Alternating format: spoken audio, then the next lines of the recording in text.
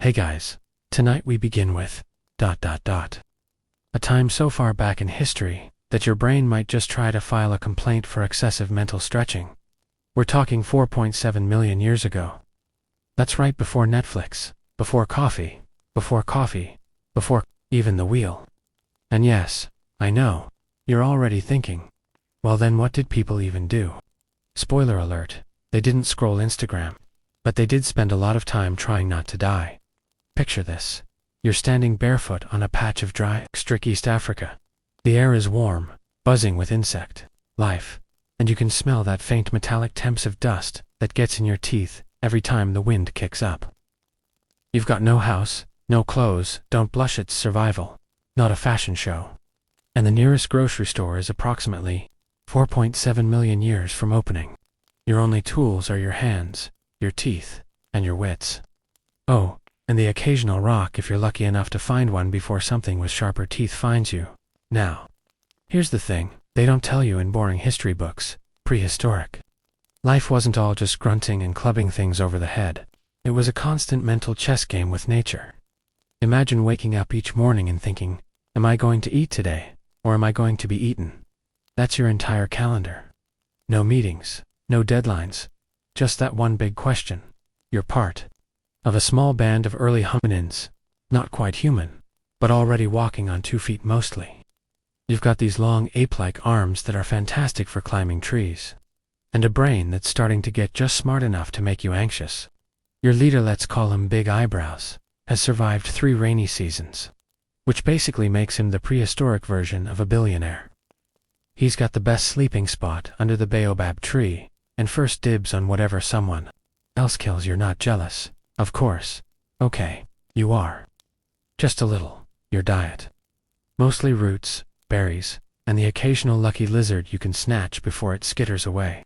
Meat is a rare delicacy, usually scavenged from the half-eaten leftovers of a predator. And let's just say, the original farm-to-table involved a lot more flies, and a lot less Instagrammable plating. But here's the kicker, scientists. Now think your ancestors were already figuring out how to use sharp stones to break open bones for marrow. That's right. Before steak knives, before even fire, you had the prehistoric equivalent of Uber Eats. Find a dead thing, grab a rock, and go to town. And speaking of rocks, this is where the real story starts. One morning, while the group is following a herd of grazing antelope at a safe distance, you spot something glinting in the dirt. At first, you think it's just another chunk of quartz. But when you pick it up, you realize the edges are sharp enough to slice your finger. You're about to drop it when Big Eyebrows notices and ambles over.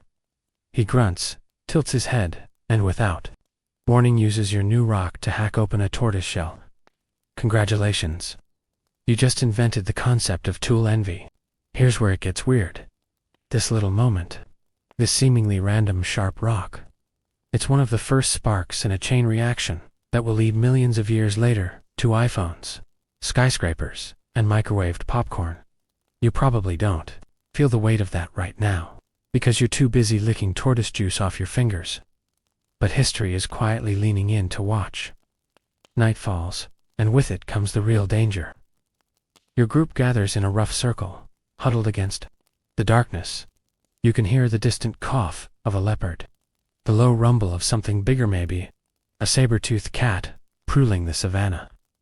The stars are absurdly bright, the Milky Way a thick smear of white across the black sky. No fire yet, so you rely on sheer vigilance. Every rustle in the grass feels like a threat. And here's the part nobody in documentaries admits. You don't get used to it. Your heart still jumps every time you hear that grass parting. Now, I know what you're thinking. Okay, but 4.7 million years ago, weren't we basically animals ourselves? Sort of, yeah, but with just enough self-awareness to make things interesting. You don't just react to danger, you remember it. You start noticing patterns where the best fruit grows, where predators like to hide, when the river floods. That's the beginning of knowledge. And knowledge, even in this primitive form, is dangerous, because it makes you wonder, what if things could be different? The next morning, you wake up to find Big Eyebrows gone. So is your sharp rock. In his place is a smear of blood and a trail of broken grass leading toward the river. The group hesitates. No one speaks, there's no language for this yet, just nervous glances. You follow the trail. Each step heavy with the possibility that you're about to find either a body or something much worse. And that's when you see it, the footprints. Not big eyebrows. These are bigger, wider, pressed deep into the soft earth by something heavy. Your gut twists. Whatever made them was hunting last night, and it wasn't done. Here's where most stories would end the chapter.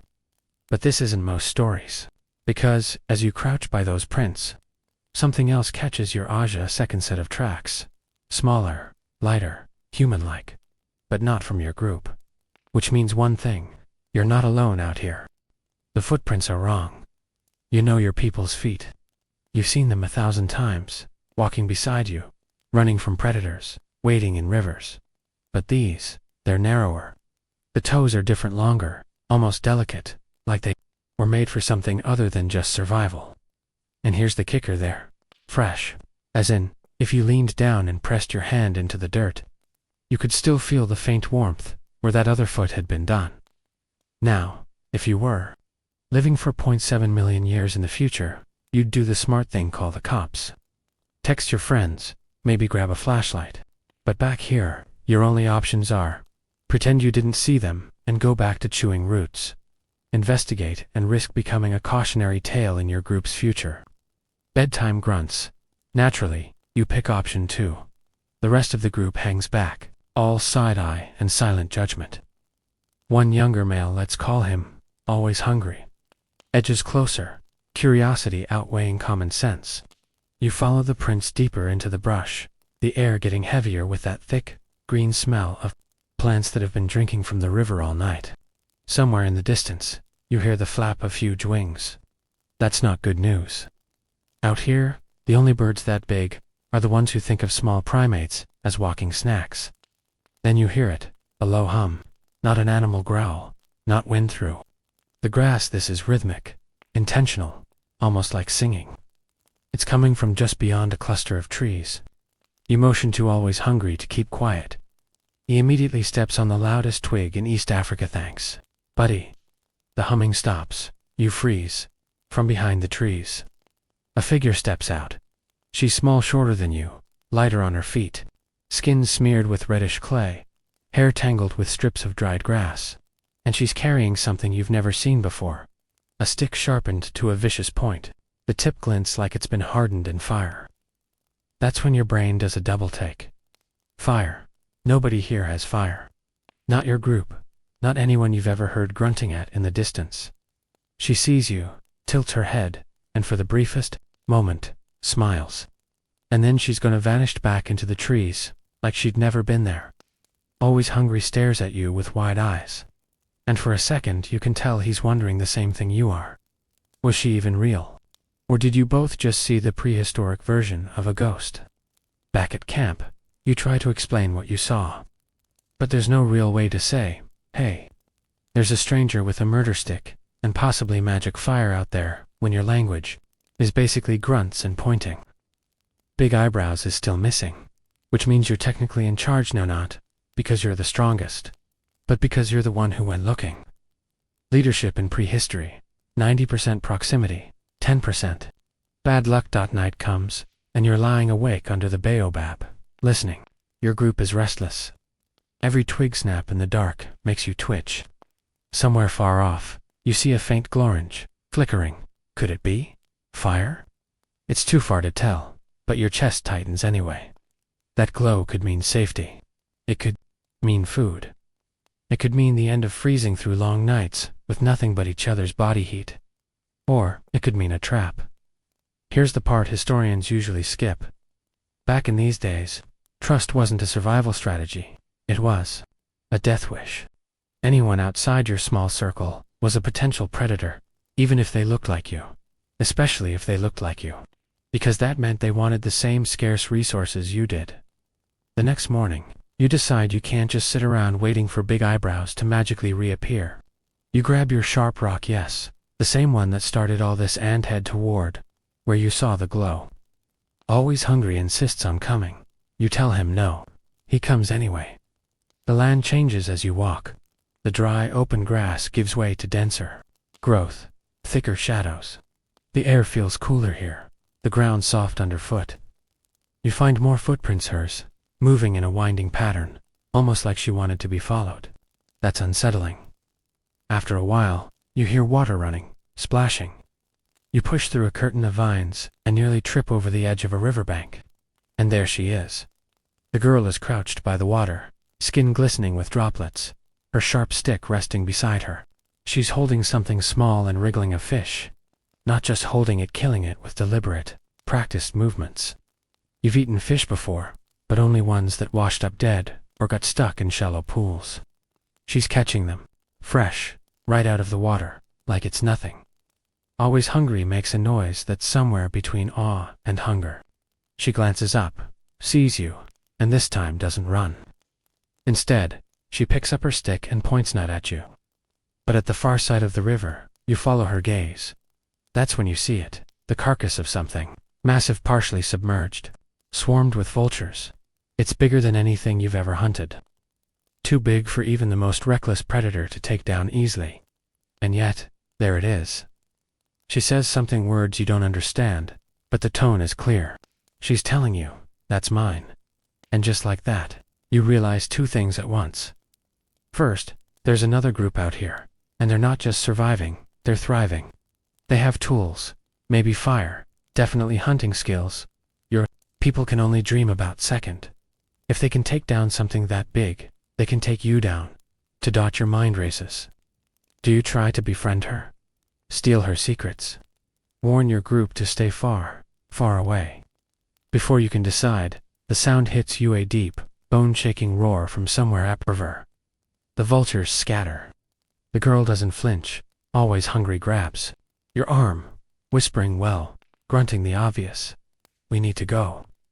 But the girl just smiles again, and for the first time, you realize it's not friendly.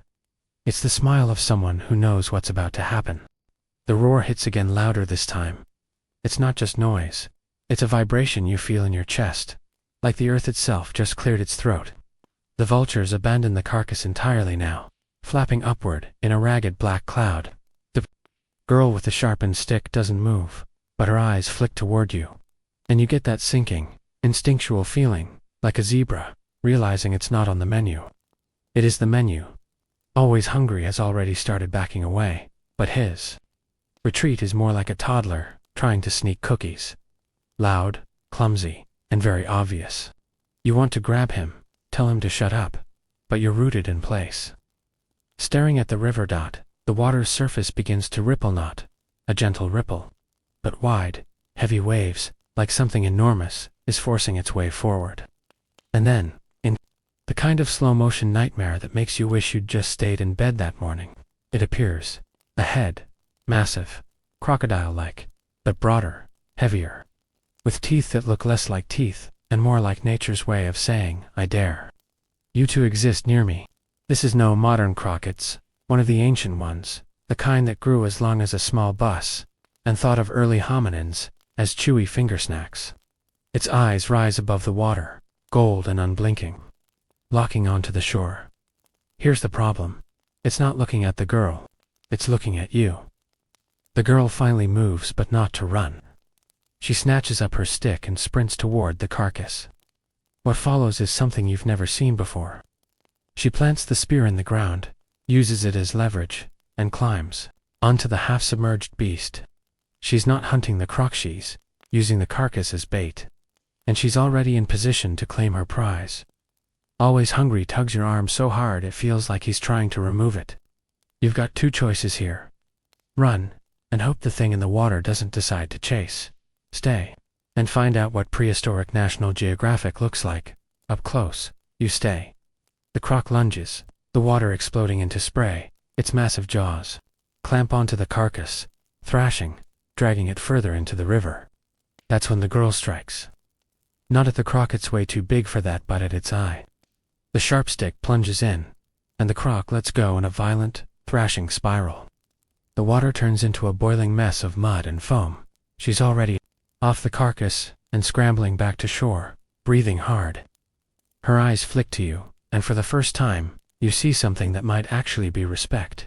Or maybe just curiosity about why you're still alive. Always hungry is muttering under his breath, which in prehistoric terms probably translates to, let's never talk about this again. The girl gestures for you to follow her. This is first up, until now.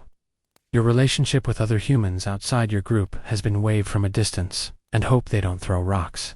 But something about the way she moves, quick, purposeful, utterly confident, makes you realize she's not inviting you. She's testing you. You glance back at the river. The croc is still there, injured, but not dead, circling. The carcass drifts toward the far bank. And somewhere, in the back of your mind, a thought starts to form. If her people can handle that, what else can they handle? You follow her through the brush, always hungry, trailing like a reluctant shadow. The landscape changes against taller trees, the air cooler still. You notice signs of human activity. Stripped branches where bark has been removed, piles of smooth stones arranged in neat stacks. A place where vines have been woven into something that looks suspiciously like a trap. And then you smell it. Smoke, not the sharp, accidental smoke of a wildfire, but the warm, savory scent of controlled fire. This is impossible. Your people don't have fire. Nobody in your world has fire. Fire is dangerous, unpredictable. Yet here it is, curling into the air in soft gray tendrils. She leads you into a small clearing, and there they are, her group. Maybe a dozen of them, all smaller than your people, but wiry, fast-looking, with eyes that seem to weigh and measure you in a single glance. At the center of the clearing, on a flat stone platform, is a fire pit. The flames are contained, fed by carefully placed sticks, the embers glowing like jewels. Beside it is the unmistakable smell of cooking meat. Always. Hungry actually whimpers. One of the older males steps forward. He's got a necklace of animal teeth, probably end scars crisscrossing his arms. His gaze lingers on the sharp rock you're carrying. Then on the awkward way you're standing, like someone who's not sure if they're welcome, or about to be lunch. The girl says something in that same strange language, fast and clipped. The older male grunts in reply, then gestures toward the fire. You hesitate. Everything in your instincts says this is dangerous. But everything in your stomach says, if you don't eat that meat right now, you're going to regret it for the next several evolutionary generations. You sit. The meat they hand you is hot, smoky, and so rich, it makes your eyes sting. You've never tasted anything like it. This isn't scavenged. This is hunted, cooked, owned, and in that moment, you realize the truth. These people are not just surviving. They are ahead of you, maybe, by generations. But before you can process what that means, the old male leans closer. He points toward the forest, toward where your people live, and says something in a tone that makes your skin prickle.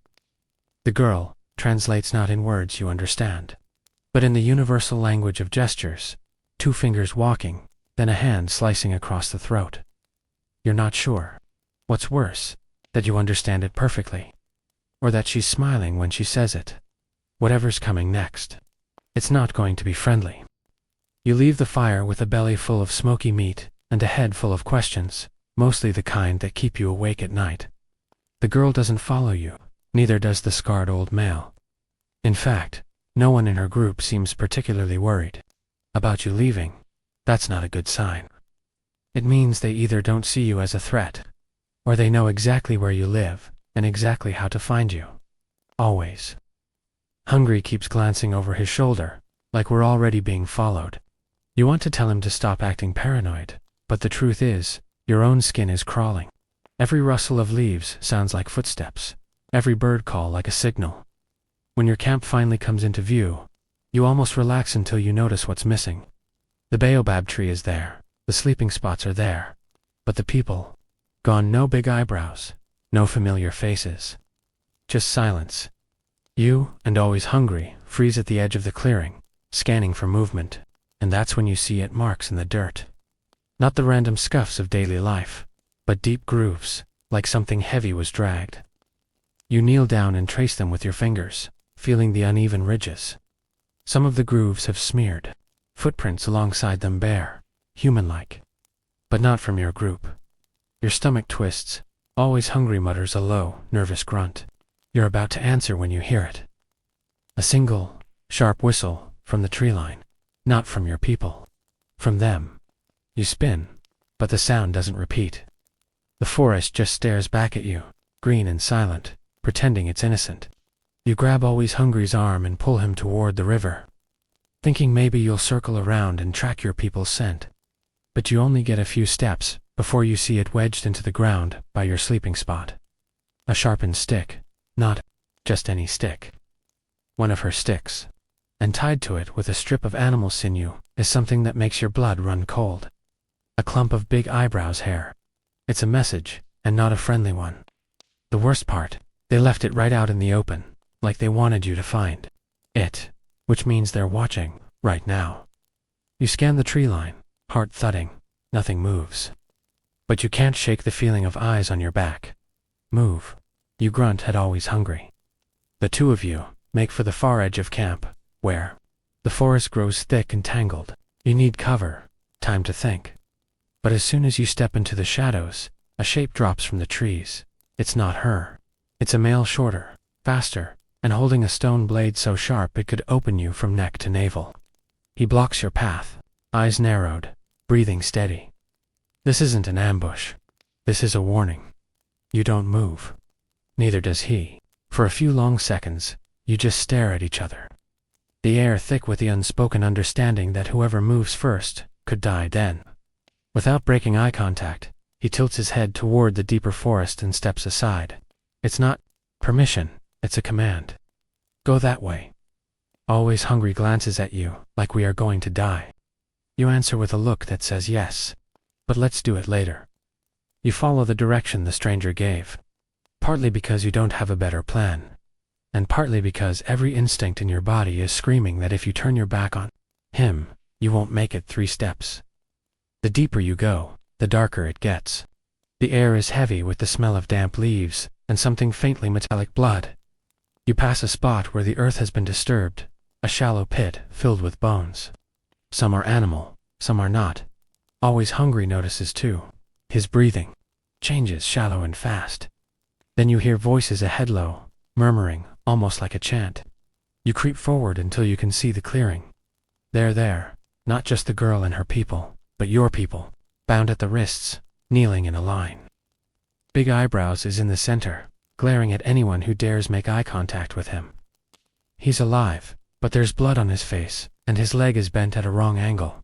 The scarred old male stands before them, speaking in that fast, clipped language. Every few words, the others laugh a short, sharp sound that makes the hair on your arm stand up. The girl is there too, but she's not laughing. She's watching you. You duck back before she can be sure she saw you, heart pounding. This isn't a rescue you can pull off alone, not without getting yourself added to that line of prisoners. You need a plan, and you need it fast. Always Hungry leans close and whispers the prehistoric equivalent of what now? You don't answer, because even as you're crouched there, trying to think, you hear another sound behind you. Footsteps, slow, deliberate, getting closer. You turn, and there. He is the male from before, the one who blocked your path.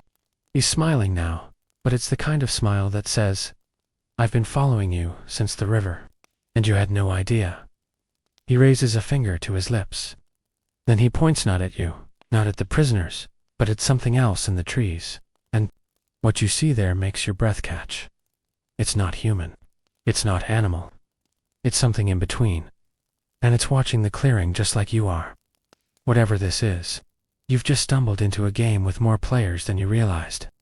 At first, you think your eyes are playing tricks on you. The thing in the trees isn't moving, but every instinct you have says it's alive. It's crouched low, its long arms wrapped around a branch thicker than your leg. The body is lean skin stretched tight over wiry muscle. The face is almost human, but not quite.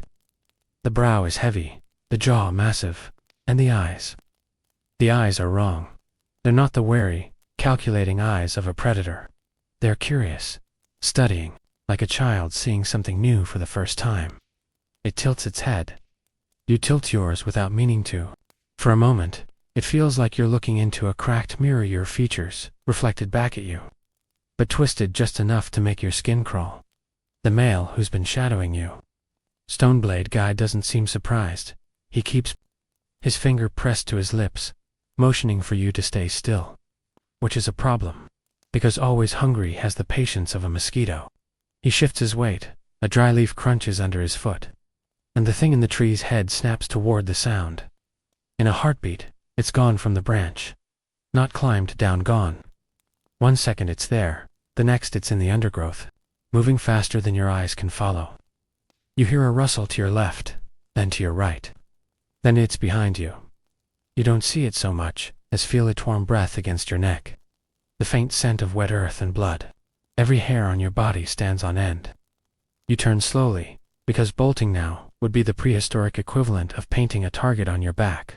Up close, it's even more unsettling. The skin is mottled with old scars, the hands too big, the fingers tipped with nails worn blunt from climbing, and the mouth. The mouth is slightly open, showing teeth that are too human to be an animal's, but too jagged to be yours. It makes a low, rumbling sound, not quite a growl, not quite speech. Stoneblade Guy answers with a single, short grunt. The thing blinks, then shifts its gaze back toward the clearing where your people are kneeling. And then it smiles. Not a friendly smile, not even a threatening one. This is something else entirely, a smile that says, I know something you don't. Before you can react, it turns and slips into the shadows again, heading toward the prisoners. You spin on Stoneblade Guy. What is that you hiss not in words, but in frantic gestures? He just shakes his head. Whether he's saying I don't know, or I'm not telling you is anyone's guess. Always Hungry grabs your arm. His eyes are wide, and for once, you both know exactly what the other is thinking. If that thing goes into the clearing, everyone your people might be in serious trouble. From your hiding spot, you watch as the thing emerges from the tree line, moving low and quiet. At first, no one notices. The scarred old male keeps speaking. The girl keeps watching. Big Eyebrows keeps scowling like this whole kidnapping is a personal inconvenience. Then the wind shifts, carrying the thing sent toward the group. One of the strangers stiffens, turning slowly toward the forest. His eyes go wide. He says something sharp and urgent. The girl reacts instantly, grabbing her spear. The old male stops talking. Everyone turns. The thing doesn't flinch under all those stares. It just keeps walking forward, slow and deliberate, until it's standing a few steps from the prisoners. And then without warning it lunges. It's fast. Too fast. Before anyone can react, it's got one of the prisoners by the arm. The man screams as he's yanked off his knees and dragged toward the trees. The strangers surge forward, shouting. The girl thrusts her spear, catching the thing in the side. But it doesn't let go. Big Eyebrows does something you've never seen him do. He moves to help someone else before himself. He slams his shoulder into the creature's back, trying to knock it off balance. For a moment, it works. The prisoner stumbles free. The thing turns on Big Eyebrows. And in that moment, you realize what it is. It's not just another predator. It's not some random nightmare animal. This is one of you. Not you, but a cousin, an offshoot. Something your ancestors split from long ago. A shadow version of what your people could have been if evolution had taken a different turn. The strangers seem to know this. They're not just scared, they're angry. The scarred old male barks orders. 2 of his hunters flank the thing, driving it back with stones and shouts. The girl circles behind it, eyes locked on its throat. For a second, it looks like they might win, and then the thing bolts straight toward the forest. Straight toward where you're hiding. You don't think. You just move. You dive left, dragging Always Hungry down with you as the creature bursts through the undergrowth. So close you can feel the air shift as it passes. Stoneblade Guy doesn't dodge. He steps right into its path. The two collide in a blur of limbs and snarls. The fight is vicious, messy, and over in seconds. The thing vanishes into the trees, again, limping this time. Stoneblade Guy's chest heaves, a fresh slash running from his shoulder to his ribs. But he doesn't make a sound. He just looks at you. Long, hard. Then he points, back toward the clearing. You know what he's saying, without words. Go, Now you go by the time you reach the prisoners. The strangers have tightened their formation. The girl is barking orders now, her voice sharp enough to cut through the chaos. The old male is scanning the tree line, waiting for the thing to come back. It doesn't. For now, big eyebrows meets your eyes. There's no gratitude there, no relief. The silent acknowledgement that whatever happens next, you're in this together. The girl sees you too. And this time her smile is different. Not mocking, not threatening. It's the kind of smile someone gives when they've just decided you're useful. The girl's gaze lingers on you just a second, too long. Long enough to make you wonder if she's already decided your fate. Her smile isn't warm, but it's not the sharp, mocking smirk you saw before. It's something far more calculating. She takes a step toward you, spear held loose in her hand, posture relaxed enough to seem non-threatening. But her eyes are all predator. The stranger's formation parts slightly to let her through, though their attention never leaves the tree line where the shadow cousin vanished. You don't move, neither does Big Eyebrows. When she's close enough that you can see the faint scars along her jaw, thin white lines that look like old bite marks, she speaks. Her tone is low, clipped, but there's a strange rhythm to her words, like she's speaking to someone who doesn't fully understand her language. You catch fragments, half meanings. Danger comes again, alone, die together. She makes a hand gesture, two fingers hooking together like claws interlocking. You glance at Big Eyebrows. His frown deepens. He doesn't like this. You can practically feel the heat of his distrust radiating off him, but always hungry. Standing a few steps behind, tilts his head, listening like he's hungry not for food, but for opportunity. His eyes flick between you, the girl, and the scarred old male in the background, who's watching this exchange with the stillness of someone measuring the exact weight of every choice. The girl takes another step forward. Slowly, deliberately, she draws a circle in the dirt with her spear tip. Then she jabs the point into the center. It's not hard to understand the meaning. Join forces, stand in the same circle, or get picked off one by the thing in the woods. You hesitate, because you've just seen how her people move, how quickly they obey orders, how seamlessly they fight together. And you've also seen the way they look at your people like they're either prey or tools, and nothing in between. Still, you can't ignore the truth. Alone, your group wouldn't last an hour against that thing if it decided to come back with friends. And you do think it has friends. The way it studied you, before attacking, that wasn't the move of a starving animal. That was scouting, testing. The girl's eyes bore into yours, searching for your answer. Big Eyebrows mutters something under his breath, short, bitter. It's clear what he's saying. We can't trust them. But Stoneblade Guy, still bleeding from his shoulder, steps forward and says a single word. It's low, but the weight of it makes the stranger's leader, the scarred old male, tilt his head slightly, almost like he's surprised. The girl smiles again. This time, it's sharper. She straightens and turns back to her group, speaking. Quickly, you can't catch all the words, but you recognize the tone. This isn't a negotiation anymore. It's an announcement. When she turns back, she gestures for you to follow her into the trees. Not deeper into the forest, back toward a narrow ridge of rock overlooking the clearing. The climb is short but steep. From the top, you can see the land spreading out in all directions, the river glinting in the distance, the scattered smoke of campfires, and the dark line of the forest pressing close. And there, half hidden in the shadows, you spot movement. Not one, not two. 3 more of the shadow cousins, crouched low, watching from the safety of the tree line. They're spaced apart, like a hunting net, slowly drawing in. The girl points to them, then to you, then makes the claw-locking gesture again. She's not wrong. If those things decide to attack at night, your firelight will only make you easier to find. But then she adds something new. She taps her own chest, then points to the scarred old male, then to Big Eyebrows, then to you. Her meaning becomes clear. Leaders meet, everyone else stays separate. You feel your stomach tighten.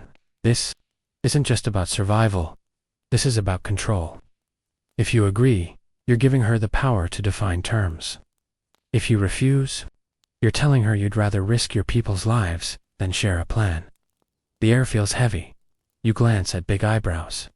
His jaw is tight, but there's a flicker of something in his eyes, resentment. Yes, but also calculation. He's thinking it through. Stoneblade Guy says nothing. Just waits for you to decide. Always hungry, of course. Is already imagining what kind of food these strangers have. The girl watches you, silent but expectant. Somewhere out there, the shadow cousins shift in the darkness, patient as the slow turn of the moon. Your choice now will decide more than just tonight. It'll decide whether your group remains its own tribe, or becomes part of hers.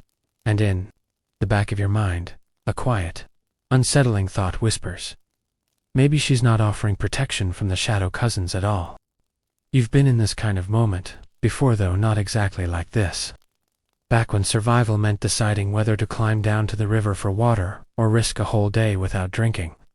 Back when danger meant a single wolf in the distance, not 3 shadow cousins crouched in the tree line like the world's most patient assassins. But here, on this ridge, with the girl's eyes locked on yours, and the scarred old male waiting below, it's different. This isn't just survival. Politics. You don't want politics.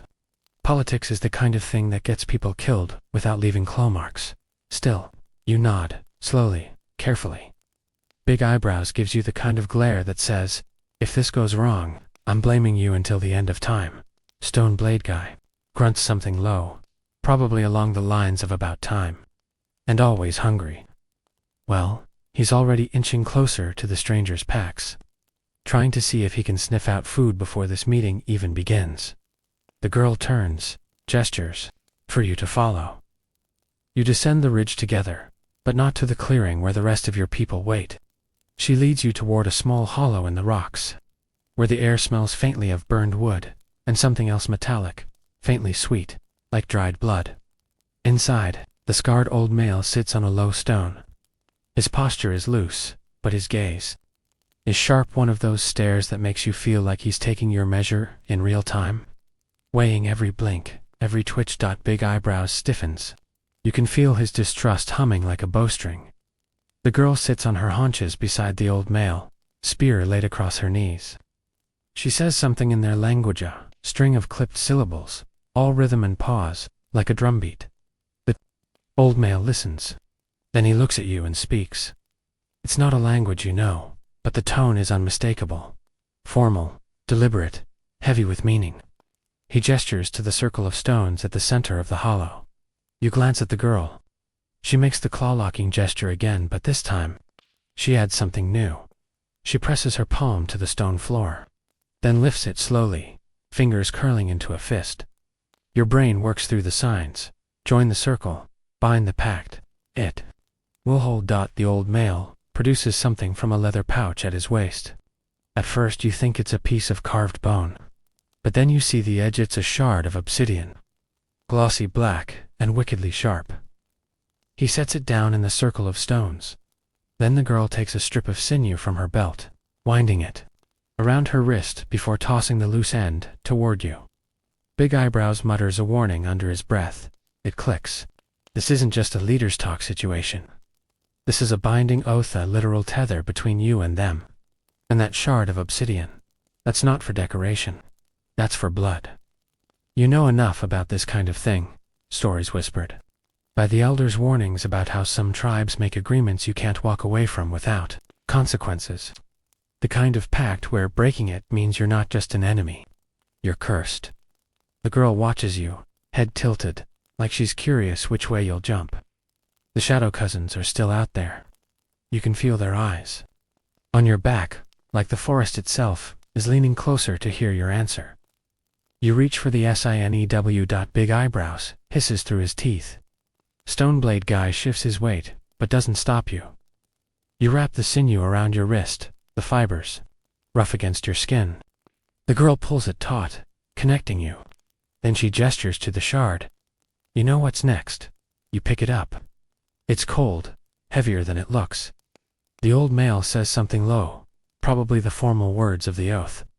The girl repeats them, slower, watching your lips, as if urging you to mimic them. You stumble through the sounds. They're jagged, unfamiliar, but they seem to please her. Then you press the shard to your palm. It only takes a small cut, just enough for blood to beat up. She does the same, her blood dark in the dim light. You press your hands together. For a moment, nothing happens, just the stickiness of blood, the faint metallic smell mixing with the smoke in the air. Then you feel it. Not a physical thing exactly, but a shift. Like the weight of the air changes. Like something unseen just leaned in close and whispered, "Now you belong to each other." The old male nods once. The girl's smile is small, satisfied. Big eyebrows exhales sharply. You can tell he hates this, but the meeting doesn't end there. The girl and the old male speak in quick bursts, and though you can't understand most of it, you catch the rhythm. Questions, answers, decisions. She points to the ridge, the river, the tree line where the shadow cousins lurk. She makes hunting gestures, circling motions, tapping her chest and then yours. From what you gather, the plan is simple. Your groups will camp separately, but close enough to signal. If the shadow cousins come, you'll fight together. If food is scarce, you'll share. And though this part is left unsaid, you both know the other part of the deal. If either group breaks this pact, blood will be spilled, and not just by the enemy. When the meeting ends, the girl unties the sinew, but the sensation of it lingers like an invisible weight outside the hollow. Always Hungry is leaning against a rock, chewing on something he definitely didn't get from your supplies. He grins when he sees you. So, friends now, you don't answer. Because you're not sure if friends is the right word. Maybe allies, maybe hostages.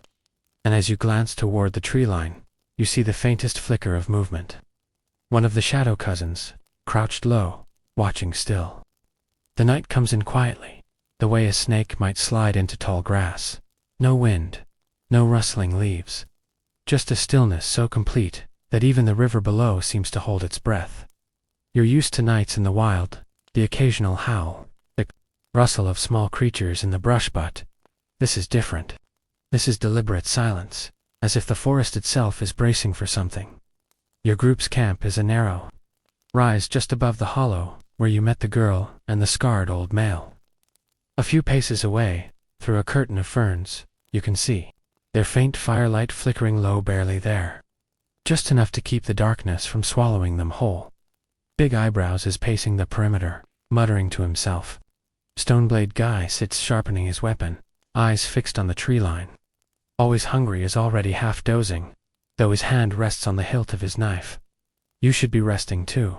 But you can't, because out there, somewhere in that blackness, the shadow cousins are watching. You feel it in your spine, that unnatural awareness that doesn't come from sight or sound, but from something older, more primal.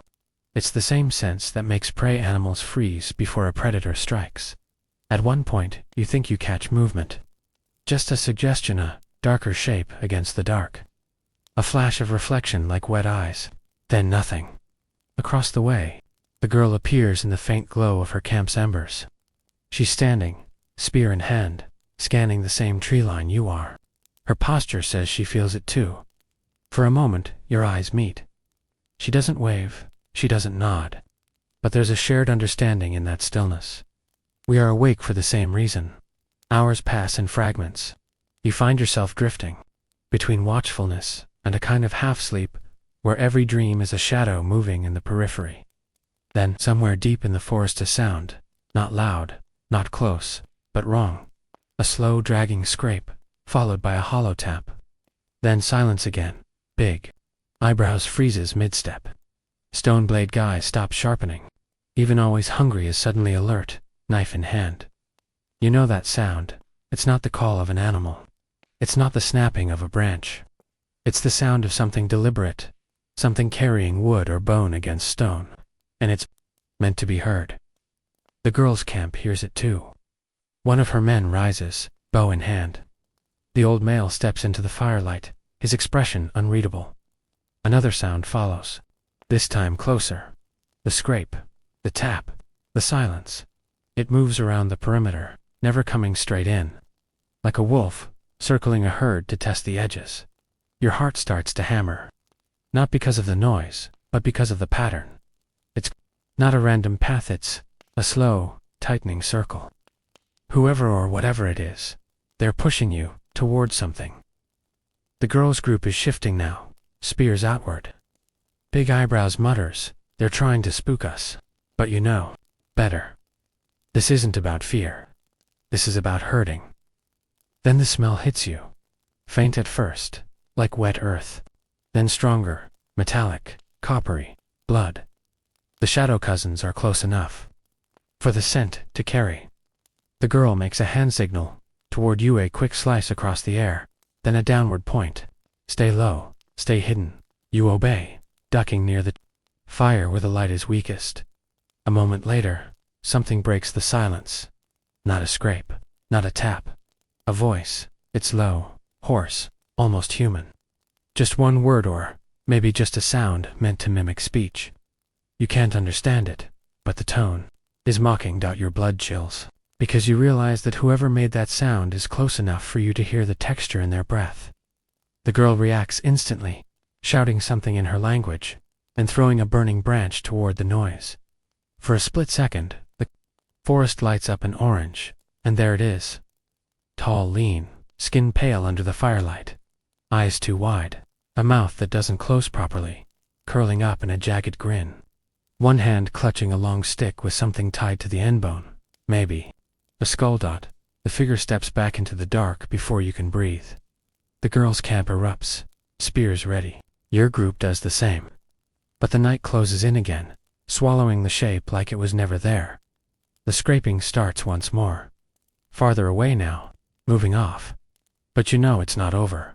The girl is still staring into the dark, jaw tight. Then, very deliberately, she steps into the space between your camps. She looks at you, then at the tree line, then back at you again. Her meaning is clear. Tomorrow, we hunt them. Morning comes like a slow bruise, purple bleeding into orange across the horizon. You haven't slept, not really. Just that shallow half-conscious state where you're aware of every sound, every change in light. The girl is already waiting.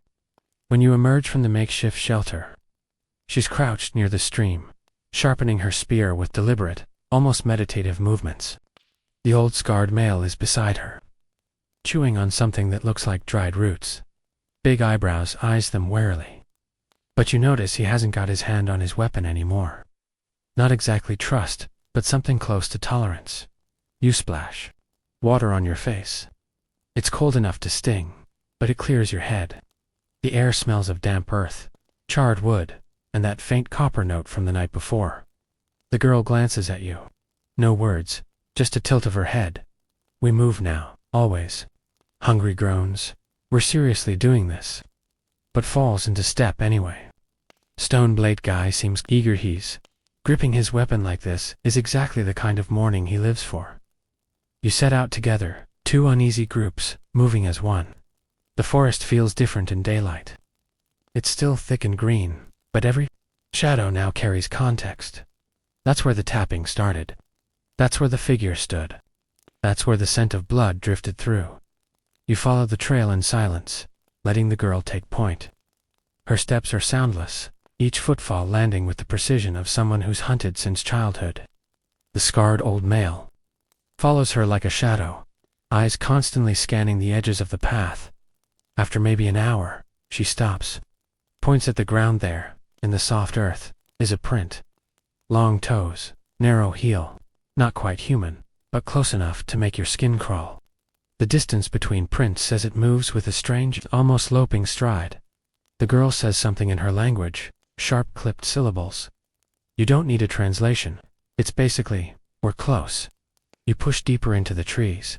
Moving uphill, the air gets cooler, the light dimmer. Moss hangs in thick curtains from the branches.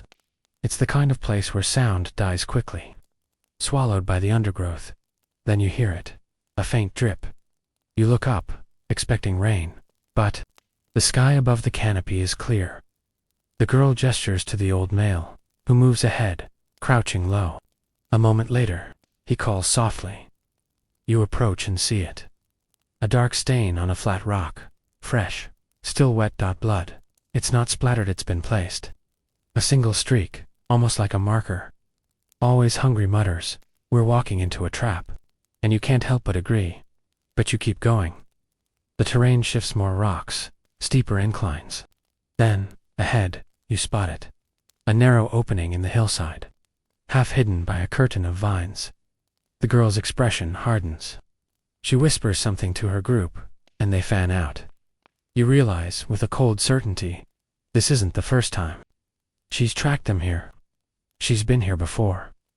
The old male pulls aside the vines, revealing the mouth of a cave. The air that flows out is damp, stale, and wrong. It smells of rot, smoke, and something sweet like fruit that's been left too long in the sun. You glance inside. It's black as pitch. Stoneblade Guy steps forward, eager to go in, but the girl raises a hand. Not yet. Instead, she kneels, picks up a handful of damp soil, and presses it to her face. Some kind of ritual, maybe a way to mask her scent. Then she looks at you, points to the cave, then to the sky, then taps her chest.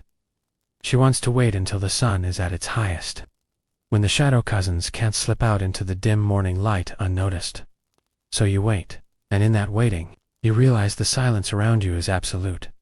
No birds, number, insects, not even the distant rush of the river. It's as if the entire forest knows what lives in that hole. Finally, the sun is overhead. The girl nods once. You step inside. The temperature drops instantly. Your breath fogs. The stone walls are slick under your hands. The light from outside only reaches a few feet before it's devoured by the dark. The girls' group moves like ghosts, quiet, steady. Yours, not so much.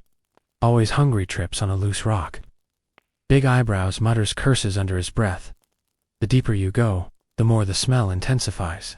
That sweet, rotting fruit scent is stronger now, almost nauseating. Then faint at first you hear it. A soft clicking, not from ahead. From above, you freeze, tilting your head back, and that's when you see them, shapes clinging to the ceiling. Pale limbs folded like praying mantises. Eyes glinting faintly in the torchlight. They're not sleeping, they're watching. You don't breathe, you don't move. Because every instinct in your body is screaming the same thing. If you move, you're prey. The torchlight flickers, throwing jagged shadows across the cave walls. You count 1, 2, 3. No more. At least 6 of them, hanging there like grotesque fruit. Their bodies are lean, ribs visible under skin, so pale it almost glows. Long fingers curl around the stone, nails no, claws tapping faintly. The smile you saw isn't human. The lips pulled back just a little too far, revealing teeth that aren't quite right, longer, sharper, uneven, like they've been worn down and regrown over time. The girl's spear is already in her hand. She doesn't look scared, she looks certain, like she's been dreaming of this moment. The scarred old male takes a slow step forward, tilting his head up. He mutters something low and guttural in their language, and for a moment, the tapping stops. One of the creatures shifts its head, studying him. Then it makes a sound, half hiss, half laugh, that echoes down the stone tunnel. And that's the signal. The ceiling comes alive. They drop fast, impossibly fast, landing with a wet slap on the cave floor. You see the blur of limbs, the flash of teeth. Stoneblade Guy reacts first, swinging wide and catching one across the shoulder. The thing shrieks, but instead of falling back, it lunges closer, jaws snapping.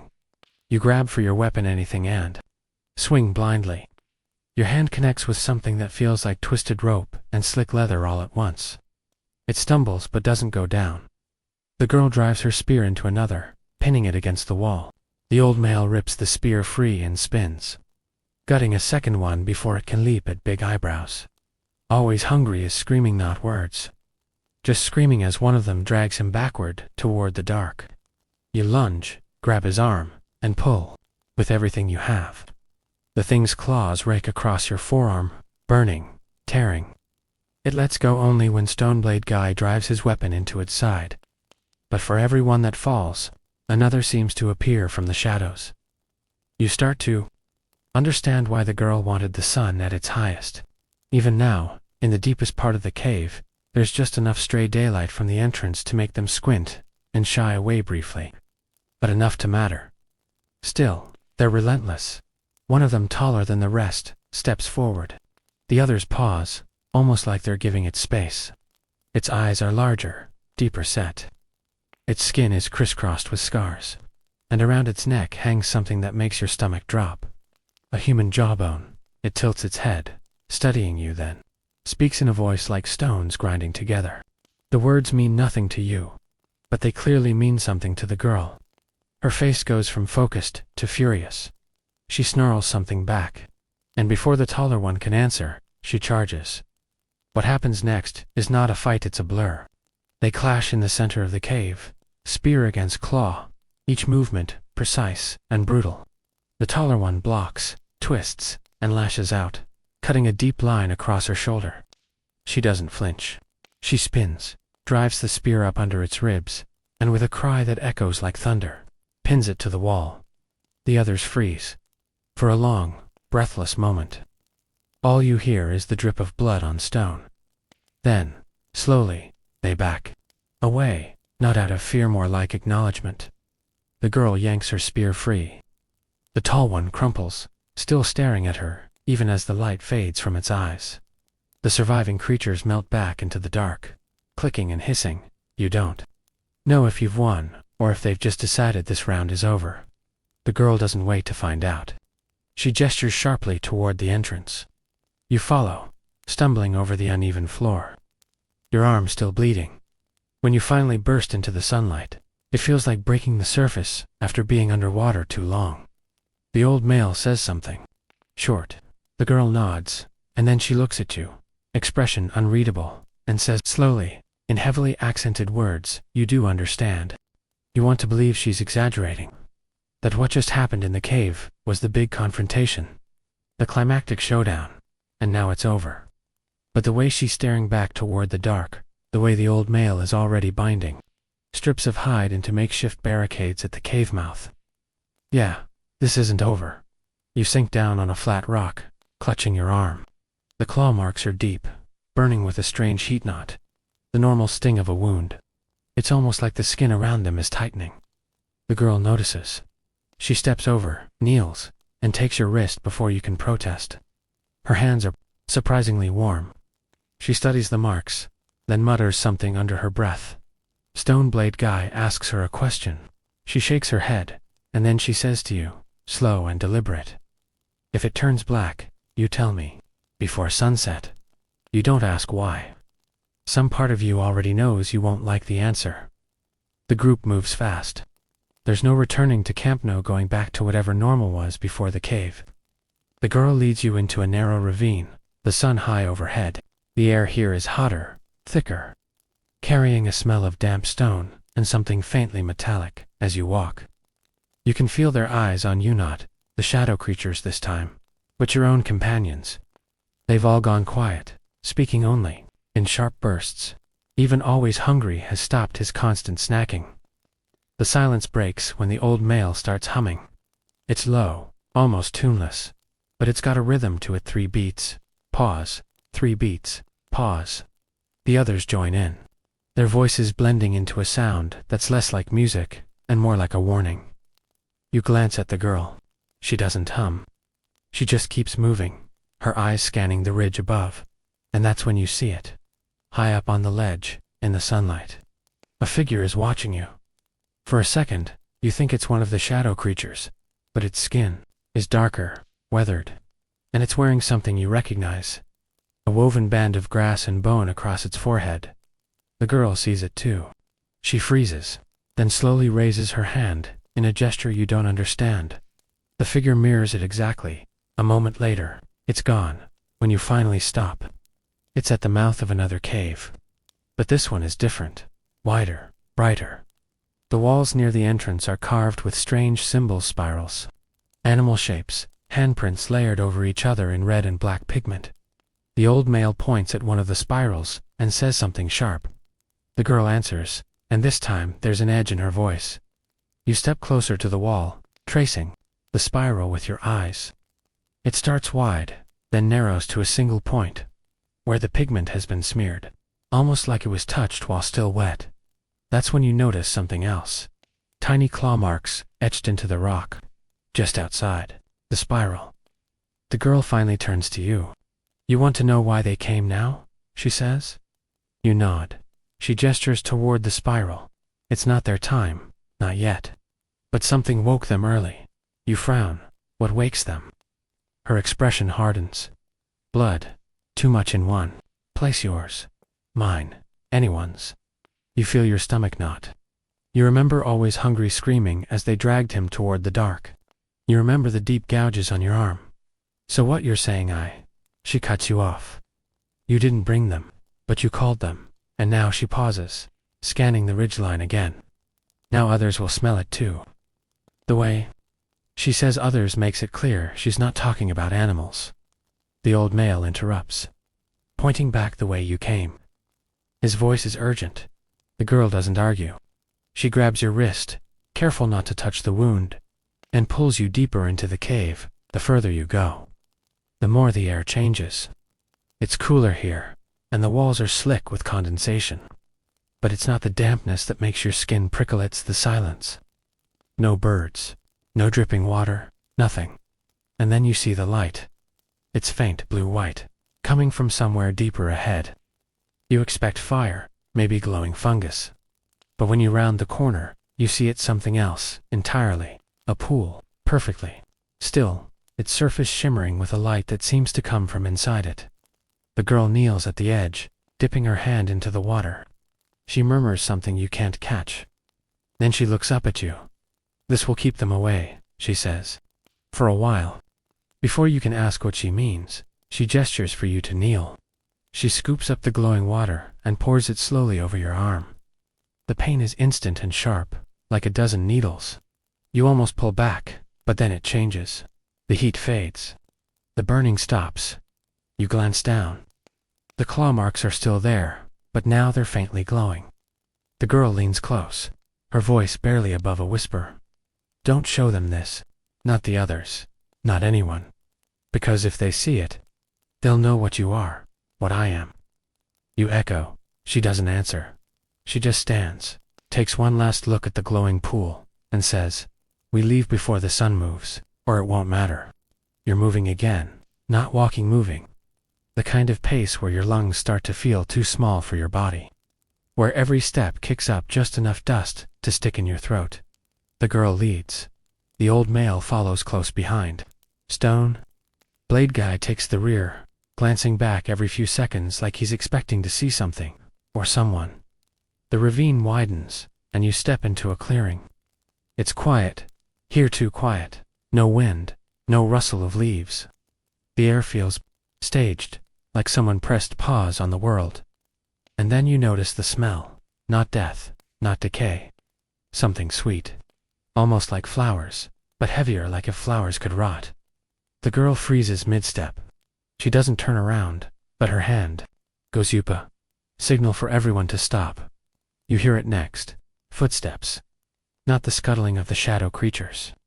These are slow, deliberate, almost lazy. A figure emerges from the tree line. For a moment, your brain tries to slot them into the human category upright. 2 legs, 2 arms. But then the details start stacking up wrong. Skin pale enough to reflect the dim light, eyes too wide, with pupils that seem to swallow the iris. A smile that doesn't so much curve as stretch. They're wearing something like a cloak, but it's made of. You don't want to guess. Travelers, the figure says, voice smooth like oiled stone, and so far from the safe paths. The girl doesn't answer, neither does anyone else. You get the sense that speaking now would be unwise. The figure steps closer. Their gaze slides past Stone Blade Guy, past the old male, past Always Hungry straight to you. And then they see your arm. It's covered now, hidden under a strip of hide the girl wrapped earlier. But still they know. Their smile widens, if that's even possible. "Ah," they say softly, "marked." The girl steps in front of you. "They're under my protection," she says. The figure tilts their head. "Protection," they repeat, tasting the word like it's a joke. "From what? From me? Or from what follows you?" That lands heavy, because the way they say what follows you. Yeah, they're not talking about shadow creatures. The girl's stance shifts. Her voice drops. "We don't want trouble." The figure's grin sharpens. "Oh, you have trouble. You're just not ready to admit it." They take one slow step back, then another. Their eyes never leave yours. Keep walking, they say, before the smell of you spreads, and then gone. Not melted into the shadows. Not sprinted away. Just gone. You stand there, trying to make sense of what just happened. The girl doesn't give you the chance. She grabs your wrist again, same careful grip, and pulls you forward. You don't ask questions this time, but you do notice the others are different now. Tighter, quieter, every glance toward you is shorter, sharper, and you're starting to realize something uncomfortable. They're not just afraid for you. They might be afraid of you. By the time the sun dips toward the horizon, you've reached higher ground. The terrain changes, less forest, more rock and scrub. The girl finally slows. We stop here, she says. You settle onto a flat patch of stone, trying to catch your breath. The old male starts a small fire, more smoke than flame. Always hungry. Choose something that looks like bark. But your eyes keep drifting to the horizon where, far in the distance, you think you see movement. It's not close. Not yet. But it's moving fast. And as the girl catches you staring, she says one thing. They're not the same as the ones in the cave. She lets that hang in the air, and you suddenly know tomorrow isn't going to be any safer. The fire burns low, more a suggestion of warmth than an actual source of it. Everyone sits close, their faces half lit, half swallowed by shadow. The girl stares into the smoke like she's trying to read it. The old male sharpens his spear, the rhythmic scrape almost hypnotic. You're not looking at the fire. You're looking out there. Because whatever you saw on the horizon, those shapes, they're closer now. You can't make out their features yet, but the way they move. It's wrong in the way a dream turns sour. They won't come before dark, the girl says without looking at you. They like the dark, like the shadow creatures. You want to ask, but she's already answering the question you didn't. Speak. They're not like the things from the cave. These were human once. The fire crackles, and the words hang there, heavy. Stone Blade Guy speaks up for the first time all evening. His voice is low, like he's telling the fire a secret. They take people, strip them, mark them, change them, piece by piece, until there's nothing left but the hunger. Always hungry actually pauses his chewing at that, which tells you just how bad it must be. The old male doesn't look up. If they've scented the marked one. And here, his eyes flick briefly toward you. We'll have to decide before dawn. Decide what? You ask, but the silence that follows is your answer. The girl stands suddenly. We move at first light, she says, tone leaving no room for debate. If we're quick, we can reach the stone arches before they catch us. Stone arches, no one explains, but you get the sense. It's a place, maybe safe, maybe not. The group settles in, but sleep. Not happening. Not when the horizon keeps shifting. Hours pass. The moon crawls. Higher, and then dash movement. Not far away this time. Figures, maybe 6 or 7, emerge from the darkness. They're tall. Too tall. Their limbs are long and jointed wrong, like they've been stretched. Their skin is pale, almost glowing in the moonlight. And their eyes, oh, their eyes are wide and black, catching the firelight in wet glints. They're not running. They're just walking. But each step seems to cover too much ground, like distance isn't a rule they follow anymore. The girl grabs her spear. Stone Blade Guy does the same. The old male doesn't move, just watches. They're not hunting, the girl murmurs. Not yet, they're circling. You notice something then, how their heads tilt in perfect unison, how they pause every few steps to listen. And then one of them smiles. Not with its mouth doesn't even move. The smile is in its eyes. You take a step back, but the girl's hand shoots out and catches your arm. Don't, she whispers. If you run, they follow. If you stare, they choose. Choose what? You ask, voice barely audible. Her grip tightens. Who goes first? The creatures stop. For a moment, the entire world holds its breath. And then, as if they've made some silent decision, they melt back into the dark. No sound, no trail, just gone. But the way the girl exhales tells you they're not really gone. Sleep if you can, she says. Tomorrow, we run. And as you settle onto the cold stone, eyes darting at every flicker of shadow, you realize something deeply unsettling. They didn't just look at you. They recognized you. Dawn doesn't feel like a beginning. It feels like a warning. The horizon glows weakly, orange and pale, and every shadow seems to twitch with life. You're already awake, muscles stiff, heart pounding not from sleep, but from knowing what's coming. The girl is moving before anyone else. Her pace is silent but relentless. She's been here before. You can tell, not just from the way she navigates the rocky slopes, but from the way the old male follows her without hesitation. You follow, every step careful, trying to keep your breath even, trying not to make the slightest noise. Stoneblade guy brings up the rear, scanning the terrain. Big eyebrows and always hungry move somewhere in the middle, both tense, both muttering under their breath. The terrain is harsh. Sharp rocks cut into your palms as you climb. Loose stones slip underfoot. The wind whips cold off the ridges. And all the while, in the far distance, you can see them. Not walking, not running, not even gliding.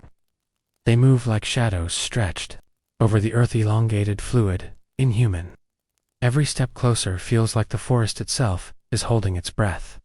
The girl stops at a small plateau. She gestures for everyone to crouch. Ahead, just visible through a gap in the trees, you see the stone arches she mentioned, massive, weathered structures rising from the earth like giant, jagged teeth. Light filters through the gaps, casting strange patterns on the ground. "This is the place," she whispers. "We make it there, and we might survive the day." Stone. Blade guy grunts, gripping his weapon tighter. Might being the key word. You glance back toward the ridge. Nothing yet. But the smell in the air is sharper now. Coppery, metallic. Blood.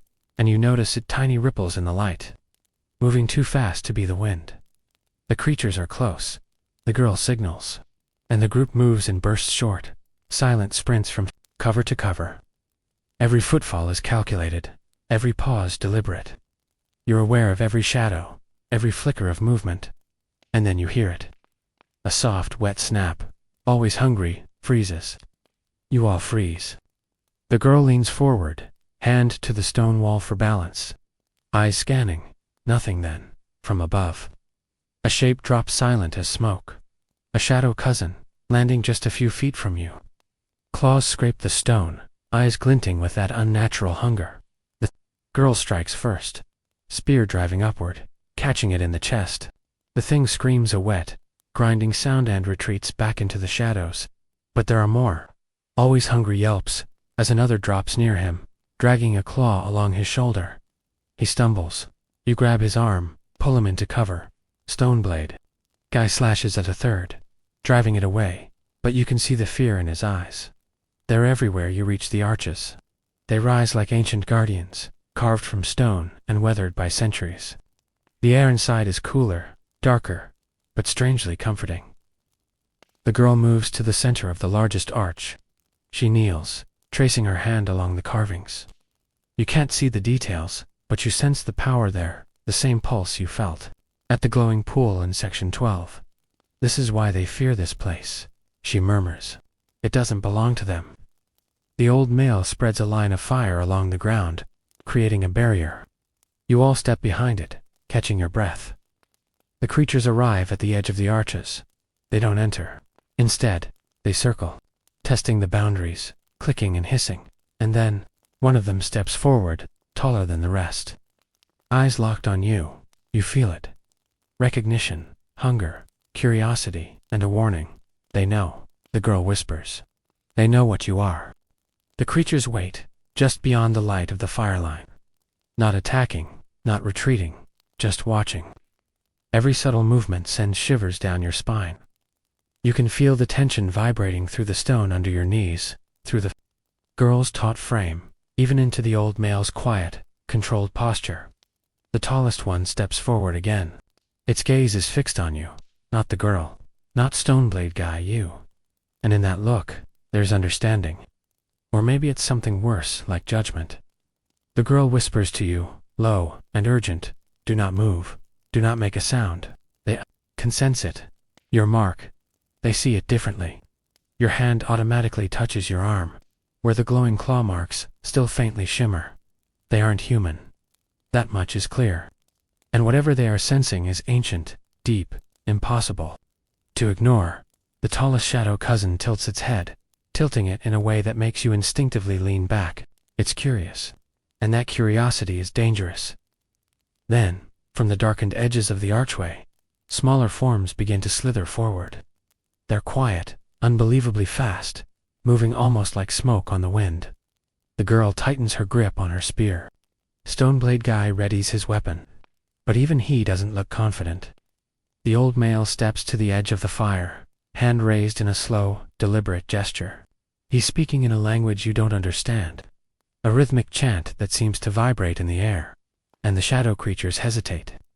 Their heads snap toward him, then back at you. They respond to him, the girl mutters. He's the only one they'll hesitate for. It's not enough. One of the smaller cousins lunges, claws extended. You swing, but the motion is instinctual, sloppy. You graze its shoulder, but it only hisses and retreats. Then the tallest one moves again, deliberately. It's circling, calculating, and with each pass, it studies you, studying your arm. Your glowing marks. You realize something chilling. The marks aren't just a scar, they're a signal, a beacon, and the creatures aren't just curious. They're tracking you, testing you, preparing for something. The girl glances at you, urgency flashing in her eyes. You need to focus. Your mark. It can save us, or destroy us all. Stone. Blade Guy scoffs, but there's no humor in his tone. Everyone feels the weight of that statement. Another lunging cousin. You sidestep, barely avoiding its claws, and instinctively, your arm glows brighter. Not under your control it reacts. To the threat. The girl gasps. The old male mutters something under his breath, and suddenly, the shadow creatures recoil as if burned, letting out a shriek that echoes through the stone arches. It's the first time they've faltered. But the tallest one doesn't back down. It steps forward, slowly, deliberately. It's black, eyes pierce into yours. And then, for the first time, you hear it speak not a hiss, not a shriek, but words. Why do you carry the mark? The sound isn't human, but somehow, you understand it. Not with your ears, with your mind. And that's when the realization hits. The mark isn't just a beacon, it's a key, and it's only active in you. The girl grabs your arm. You have to control it, she whispers. Or we're all dead. And as you stand there, with the shadow creatures pressing closer, eyes glowing in the dim light, the first real choice of your life is laid bare. Do you unleash what's inside you, or let them take control first? The weight of it hits you before you even try to move. You're not just standing in a cave-like clearing beneath the jagged stone arches. You're standing on the knife edge of something older than anything you can name. The shadow creatures have stopped their circling, but their presence is heavier than the stone walls themselves. They're waiting, studying, calculating. The tallest one, the leader, doesn't just watch you feel it studying you. Its eyes, black and wide, seem to scrape at the inside of your mind, probing for weaknesses, secrets, truths you didn't even know you were hiding. Your arm burns again. The faint glow of the claw marks flares up, unbidden. It's involuntary. The heat seeps under your skin, through your veins, like liquid fire. You want to pull back, to shield yourself, but something in your chest tightens. The glow is part of you now, more than part of you. It is you. And right now, the mark is reacting to them, feeding off their intent. The girl notices immediately. Her eyes widen, sharp and precise. She steps forward and grips your shoulder. Focus, she hisses. Her voice is urgent, low, and trembling, not from fear, but from the knowledge of what's about to happen. If you don't control it, they will. And it won't be pretty. The old male mutters something in his harsh guttural tongue chant you don't understand. The vibrations in the air make the stone arches resonate faintly, and you feel it in your bones. Even the creatures hesitate, their instincts momentarily conflicted between attack and recognition. The markings on your arm are doing more than glowing, they're communicating. They are saying something to the creatures that only they can understand. And somehow, That message is powerful enough to make even the leader pause. You take a deep breath. Every rational thought is screaming at you to run, to hide, to do anything except stand here and let them see. But instinctively, something deeper, older, begins to rise in your chest. A pulse, subtle at first, then expanding a rhythmic thrum that seems to sync with your heartbeat. You concentrate, not on fear, not on the creatures, on the glow, on the mark, the heat, the energy coursing through your veins. The glow intensifies, flickering outward, like sunlight bursting through dark clouds. Your vision blurs, and the edges of the stone arches seem to bend and pulse with the rhythm of your own heartbeat. The creatures recoil slightly, the taller one tilting its head again, as if the very air between you has shifted. The power inside you, it's wild, yes, but it's also precise, hungry, and aware. The girl steps closer, whispering, "Let it flow." Control it, you try, and for the first time, it obeys you. The light spreads, brushing across the cave floor, illuminating the carvings on the stone arches, the patterns, the spirals, the handprints, the animal shapes. They flare faintly in response. You sense a resonance, an almost musical vibration in the rock itself. This isn't just energy. This is ancient power, tied to these stones, tied to your mark, tied somehow to the creatures that have been hunting you and your companions for days. The shadow cousins hiss, a sound like metal grinding against stone. They dart and circle at the edges, their unnatural agility terrifying, but the glow is holding them back. Even the tallest one doesn't approach. Instead, it tilts its head, its voice echoing directly into your mind. You are not like the others. The words reverberate, and the implication is horrifying. The shadow cousins know you are unique, and in that knowledge you understand. Your mark isn't just a tool, it's a weapon, and it has a will of its own. Your pulse steadies. You extend your arm deliberately, and the glow flows outward, pooling, like molten silver across the uneven stone floor. The smaller cousins flinch, retreating to the edges, but the leader remains watching, calculating, curious. Its gaze drills into you, and you sense it testing you, challenging you to use the mark to its full potential. The girl watches your every move. Her face is taut, a mask of focus and worry. She steps beside you and murmurs, "You can push them back. You have to push them back. But listen, they are not mindless. They are bound. Bound." The word flickers in your mind, strange and alien, and then it clicks. These creatures, the ones hunting, stalking, circling in the dark, they are not merely predators. They are guardians. Or maybe prisoners. The realization is dizzying. The glow from your mark intensifies as you concentrate on the thought. The energy is raw now, pulsing through your muscles, through your bones, expanding outward in waves you can feel physically in your chest. The leader takes a step forward, its massive frame looming. You flinch instinctively. But then because of you, because of the glow, because of the mark, it hesitates. And that hesitation is enough. Enough for the girl to step in with her spear, thrusting at the nearest smaller cousin with a precision born of desperation and training. It falls back, screeching. Stoneblade Guy follows, attacking with calculated swings. His movements almost synchronized with the pulses of your mark. Time distorts.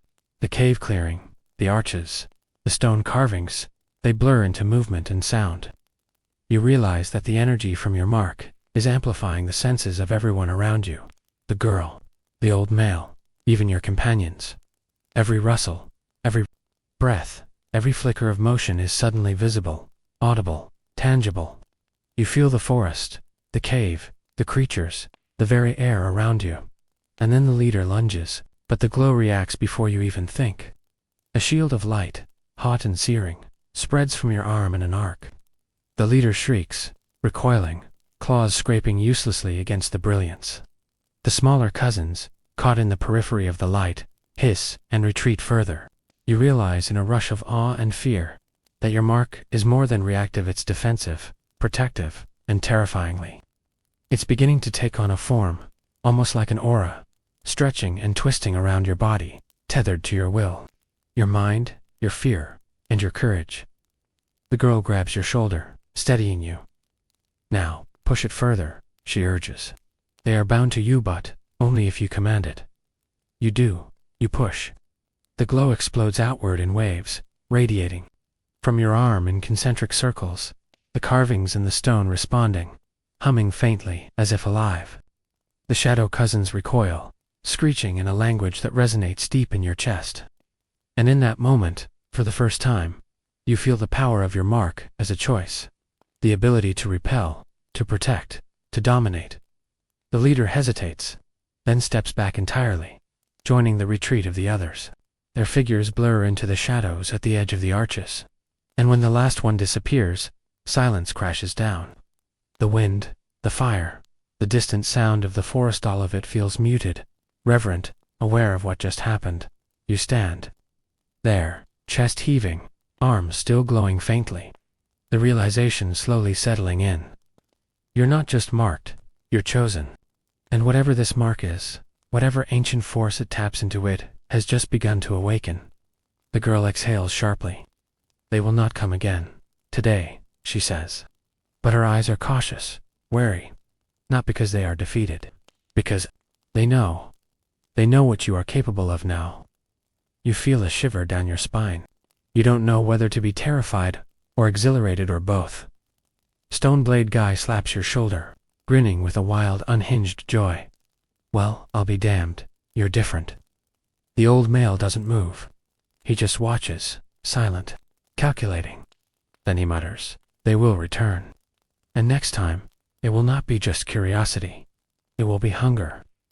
The girl looks at you, a mixture of awe, fear, and respect in her gaze. This mark. It isn't just for defense. It is our chance. But understand, it will demand more from you than anything you've faced. Control it, or it will control you. You glance down at your arm. The faint glow pulses once, as if acknowledging your thought, your fear, your power. And deep inside, you know she's right. This is only the beginning. The morning after the confrontation is eerie in its stillness. The forest seems quieter than usual, like the trees themselves are holding their breath. Even the wind feels hesitant, brushing against the stone arches without disturbing a single leaf. You and the group sit in a tight circle, near the glow of the diminished fire. Your arm still faintly radiating that soft silver light. The mark isn't fully dormant, and you can feel its energy humming under your skin. Waiting, restless, impatient. The girl kneels beside you, her expression unreadable. Last night was just the first test, she says. Her voice is calm, but carries an edge that makes your stomach tighten. You awakened more than your mark, you awakened their memory. Memory. The word hangs in the air, heavier than the early morning mist. The shadow cousins are ancient. Yes, but now it's clear, they're not just hunting randomly. They remember. They remember the power your kind has carried through generations. And now, because of that glow, because of your mark, they remember. You. The old male stirs next to you, finally breaking his silence. They smelled the old blood, he mutters. The lineage. That is why they tested you. That is why they circled. They have been waiting for the one with the mark. His voice is rough, as if the words themselves scrape against his throat. Stoneblade Guy leans back on his hands, tossing a small stone absent-mindedly. Great, he mutters. So basically, we're the main attraction now. Awesome. His sarcasm does little to mask the tension creeping into his eyes. Always hungry, quiet for the first time in what feels like days, glances nervously at your arm. What happens if they come back? He asks, almost whispering, as if speaking louder might summon them from the shadows. The girl meets his gaze. They will come back, she says. And next time, they won't just be curious. Next time, they will test the limits of what your mark can do, and what it can take. You flex your fingers, staring down at the faint glow on your arm. The power isn't just reactive anymore. It's alive in a way that's almost conscious. You feel it responding to your heartbeat, your thoughts, even your fears. Every flicker, every pulse, seems to carry an almost sentient awareness. As though it knows exactly what it's capable of, and what the shadow cousins are capable of. The girl kneels again, tracing her fingers over your wrist without touching the glow. It can be controlled, she murmurs, but it will demand more than courage. It will demand obedience. You have to understand it, not just wield it, otherwise, it will consume you. Consume you. The words echo in your mind, louder than the morning forest, louder than the distant caw of a bird or the whisper of leaves. You've felt the heat, the pulse, the raw energy, but the idea that it could consume you is terrifying, and yet exhilarating. The old male speaks again, eyes never leaving the horizon. The stone arches are not just sanctuary, he says, voice low. They are a focal point of the old power. Here, the mark can awaken fully, but so can their hunger. The choice you make here, the way you control it, will determine everything. Stoneblade Guy groans, rubbing his temples. You're telling me this thing in your arm can either save us or turn into a cosmic nightmare. The girl's gaze is sharp. Exactly. You glance at your arm. The faint silver glow flares slightly, as if responding to her words. It is alive. It is aware. It knows. The realization sinks in you're not just a carrier of power. You are the conduit, the focal point. Every decision, every movement, every thought will affect not just you, but everyone in this group, and potentially everything that exists beyond this forest. The group begins to move, leaving the arches behind as the sun rises fully. Every step is deliberate. You follow the girl, who leads you to a narrow path winding up the rocky hills. The air grows thinner, sharper. Birds call out, but their songs feel unnatural, almost too loud to clear. And then you hear it, a whisper, carried on the wind.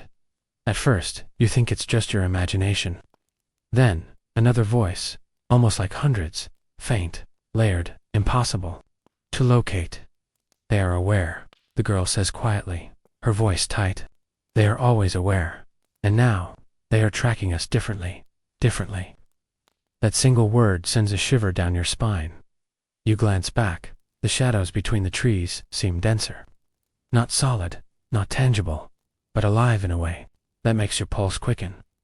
Your arm burns slightly, the glow brightening with anticipation. You realize the mark isn't just reacting to the immediate threat. It's feeling the intent, the presence, the memory of the creature stalking you from a distance. It's alerting you to danger before you can even perceive it consciously. The girl stops abruptly.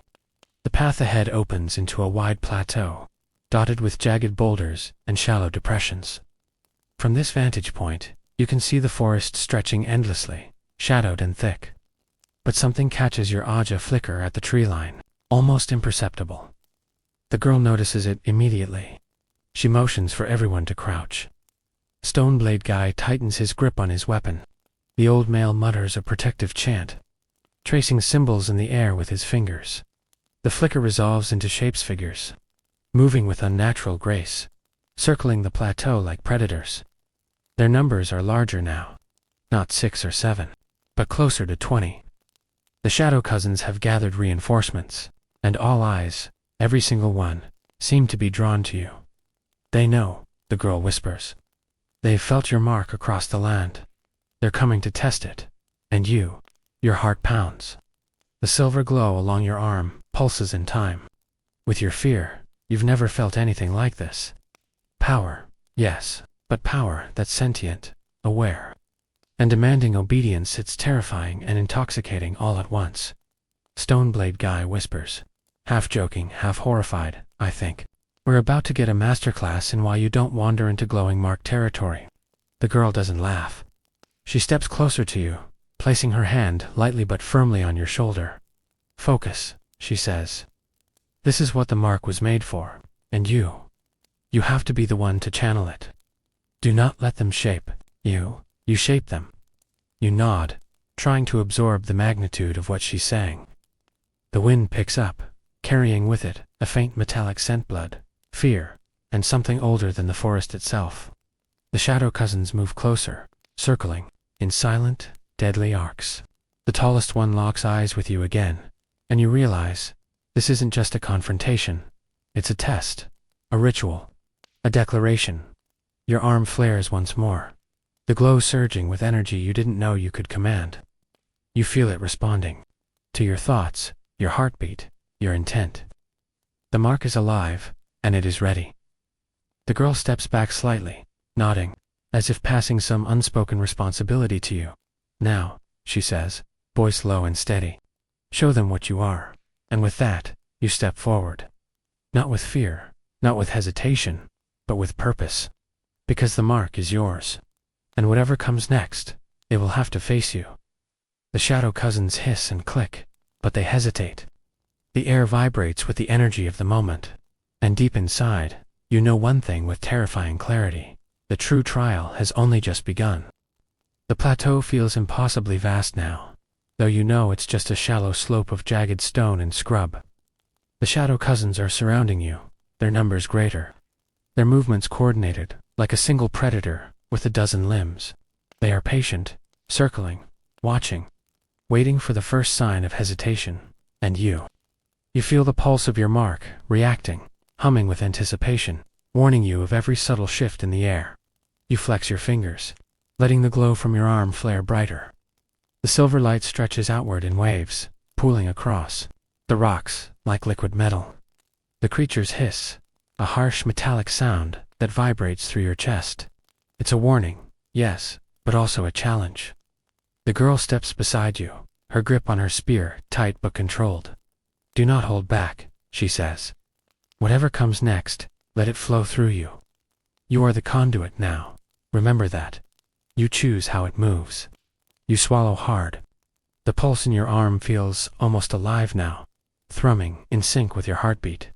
Not just reactive aware. You concentrate, reaching into the glow, letting it expand like water spilling over the edges of a cup. The carvings on the stone, arches you left behind echo faintly in your memory, their resonance guiding the flow. The shadow cousins strike first. It's not a coordinated rush, not yet. It's instinctual. One lunges from the tree line, claws scraping the rocks. Another darts low across the plateau, faster than your eyes can follow.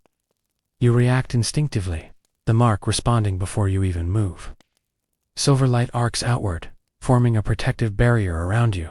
The first creature crashes into it with a shriek, recoiling from the intensity of the energy. Stone Blade Guy attacks simultaneously, swinging his blade in wide arcs, taking advantage of the creature's hesitation. The girl moves with him, her spear striking with precision. The old male chants in low tones, tracing intricate symbols in the air. You realize that the combination of your mark and his incantations amplifies the energy, creating a protective and offensive rhythm that the shadow cousins are unfamiliar with. But the creatures adapt quickly. The tallest one, the leader, from a higher rock, leaping impossibly fast, landing directly in front of you. Its black eyes lock onto yours. You feel its intent, probing, testing, daring you to use the full strength of your mark. You push. The glow flares with violent brilliance, radiating outward in waves that ripple across the plateau. The shock hits the creatures like a physical. 4 smaller cousins are thrown back, hissing and screeching. The leader is pushed too, but it lands on its feet, eyes fixed on you, calculating. You sense that it's learning from the energy, gauging the limits of what you can do. The battle escalates. The creatures become bolder, striking from multiple directions. The glow from your mark now reacts to your thoughts, as well as your movements. Every swing, every step, every heartbeat generates energy that lashes outward like a living whip. Rocks shatter, sparks scatter across the plateau. You see glimpses of the forest in the distance, bend and ripple as the energy interacts with the environment. The girl fights alongside you, coordinated perfectly, as if anticipating your moves before you make them. Stoneblade Guy covers your rear, hacking and slashing with increasing desperation. The old male's chants grow louder, his hands tracing faster symbols. You realize that without your mark, none of this would be possible. They'd be overwhelmed instantly. But with it, you're a conductor of an ancient raw power that can alter the battlefield itself. The creatures adapt faster than expected. They move like shadows, weaving around your defenses, testing weak points. One nearly strikes the girl, forcing you to flare your mark outward in a sudden burst. The creature screeches and is thrown off balance, but the exertion leaves you breathless, shaking, and more aware than ever that the mark is not limitless. And then the leader does something unexpected. It stops, pauses, mid, raises a clawless hand or whatever you can call. Its hand emits a sound that isn't a hiss, a shriek, or a growl. It's more like a vibration directly into your skull.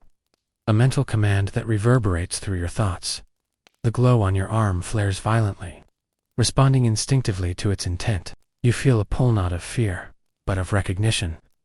It's as if the creature knows the true potential of the mark, knows what you could become if you allow it to dominate.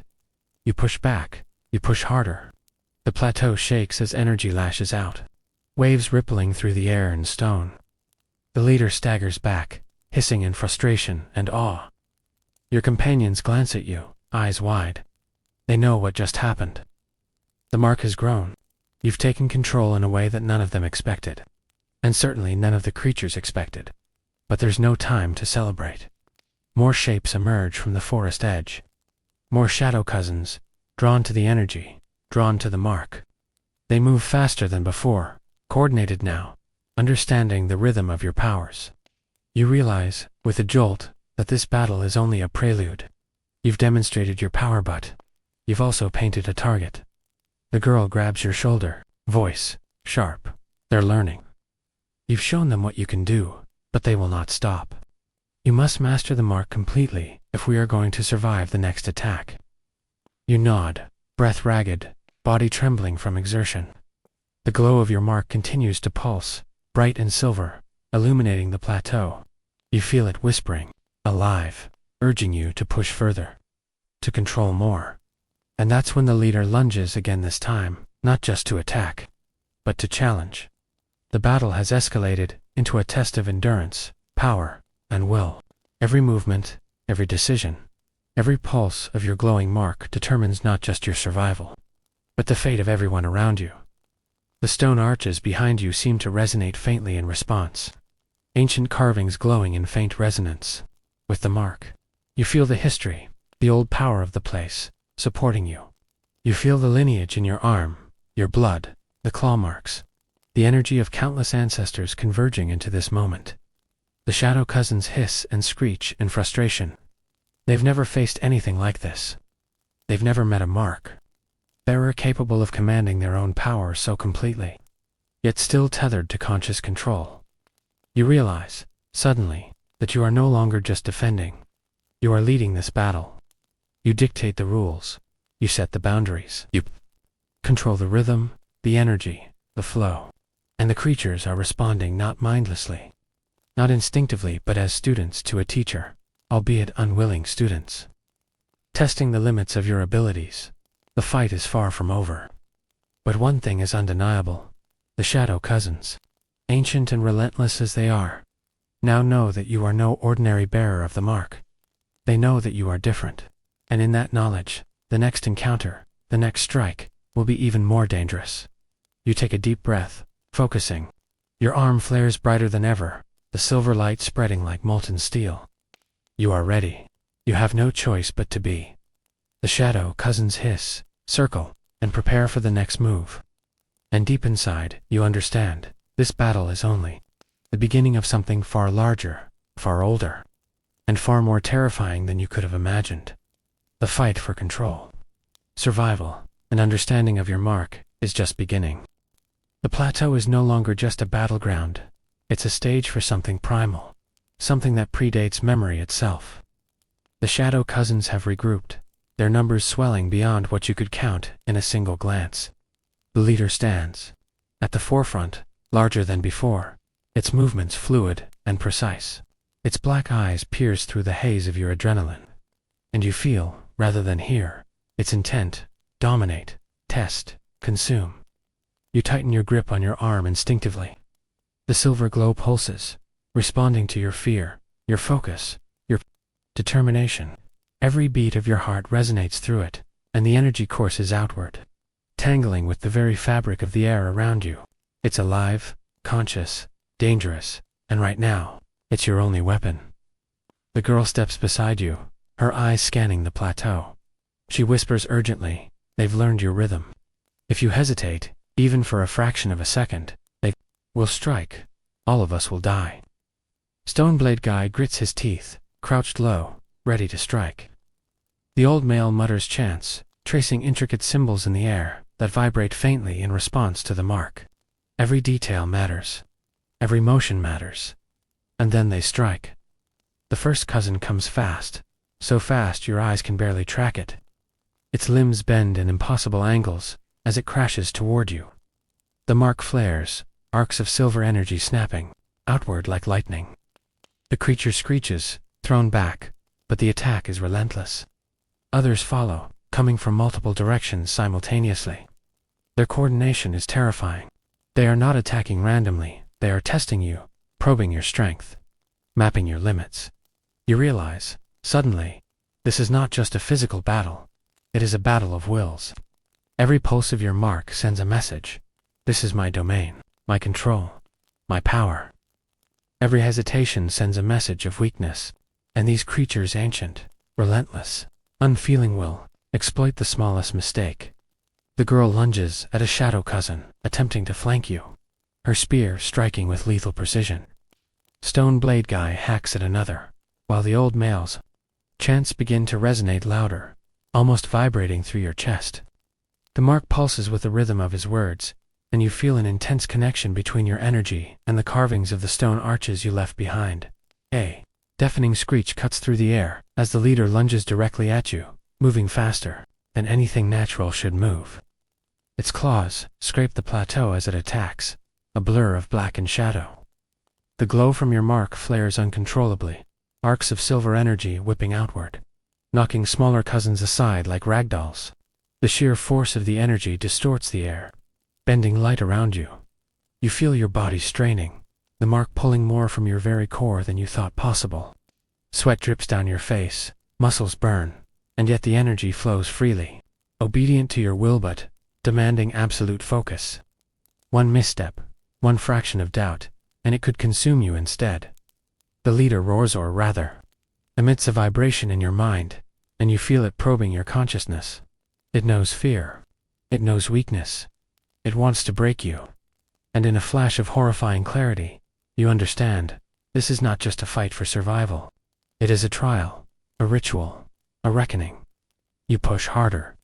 The mark expands outward, silver light stretching across the plateau, forming a protective dome around you and your companions. Rocks shatter under the intensity of the energy. Smaller cousins are thrown back, screaming in frustration. The leader hesitates, circling at the edge of the glow, calculating, analyzing, testing. The girl shouts over the chaos, "Keep it together. Focus on your control. They can't fight what they can't predict." You feel the truth of her words.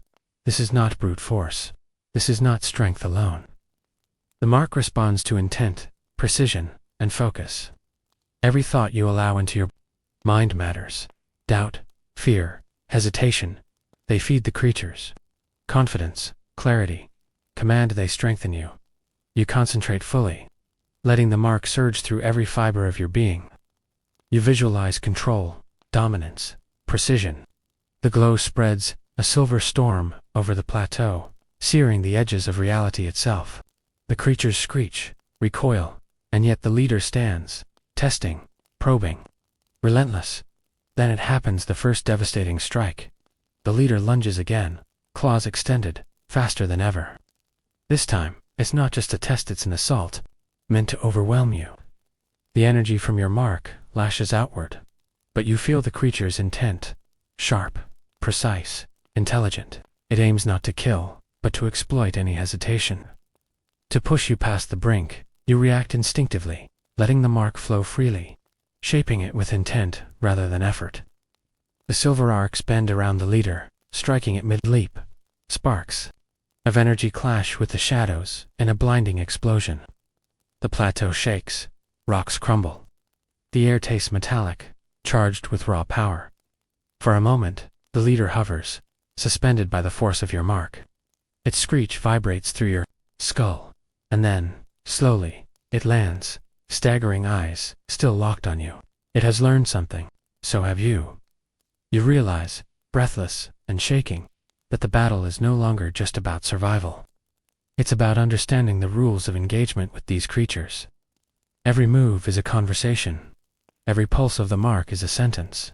And this conversation, this battle of wills, is far from over. The girl moves to your side again, placing a steadying hand on your shoulder.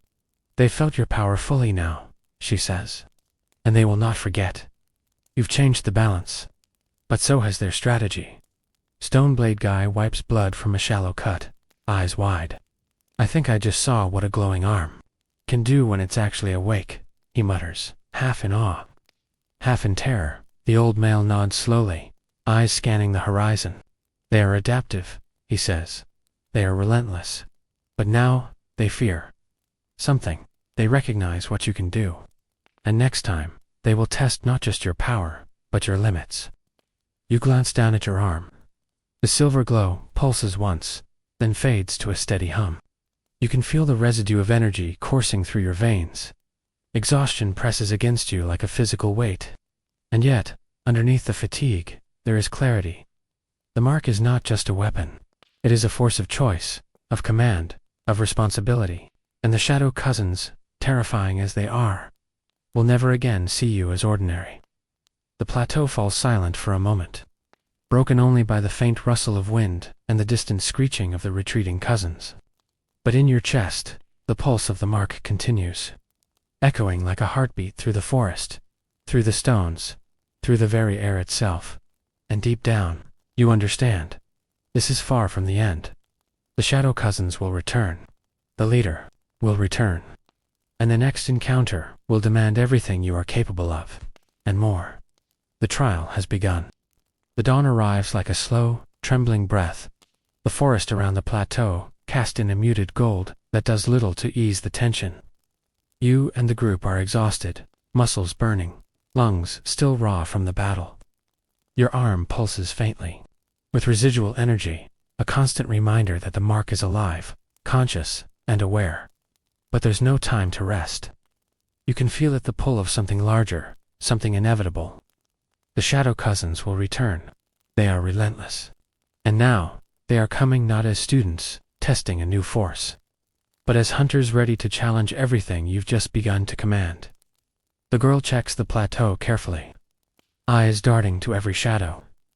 They've gone for now, she says, though her tone doesn't carry relief.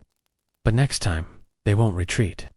They've learned the patterns, they've sensed your limits, and they will exploit them. Stoneblade guy slouches against a rock, brushing dust from his hair. Limits, huh, he mutters.